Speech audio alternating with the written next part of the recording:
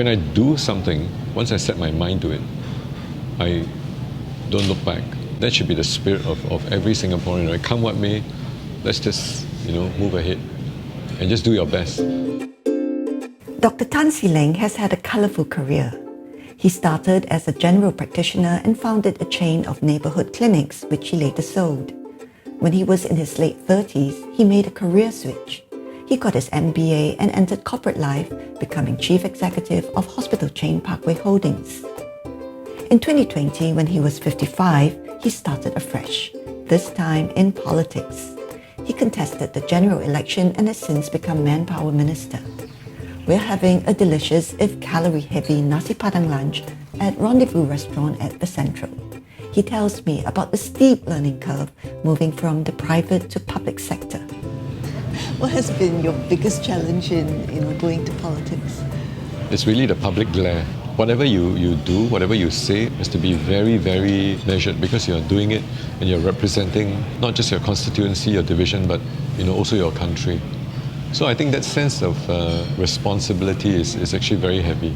In the past, when you're a private citizen, even though you're a corporate guy or you're a doctor, I guess that level of expectation is a lot less, comparatively speaking. Can we talk a bit about Parliament and how you prepare for Parliament?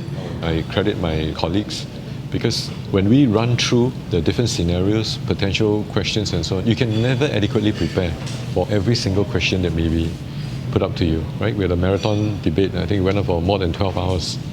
So I think this rites of passage has been good. I've learned a lot, and I think it's mostly positive. And each time I go through this, I feel that I actually get 10 steps closer to my colleagues.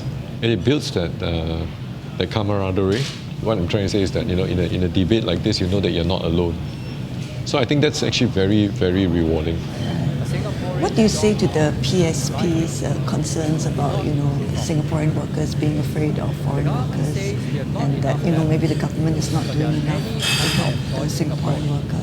I don't necessarily agree with their approach, but I must also say that I am not dismissive, because I do acknowledge that there are groups of Singaporeans who feel they're in danger, or they've been displaced, and they have this apprehension and also the angst and worry about what's going to happen next, particularly those in their 40s and their 50s. Many of us are blessed, but there will always be that category of people who have worked hard, worked smart all their lives, but either because of bad timing, luck, or just curveballs or externalities that happen.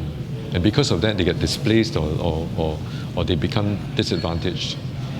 And I feel for them, and maybe partly because of the fact that the person who's closest to me, my mom, she worked very hard all her life. She was afflicted by a very serious illness all her life. So it's through no fault of hers.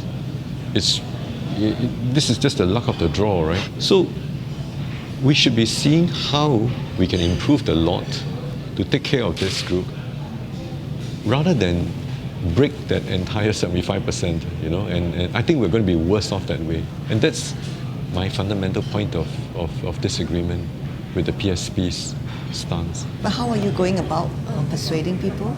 I think a lot of it is listening, engaging, dialogues. The other thing, of course, is also to continually try to understand the voices of the people who are in danger of getting displaced. And our policies should also try to see how we can be more pointed, more precise in terms of the outreach to this group of people as well.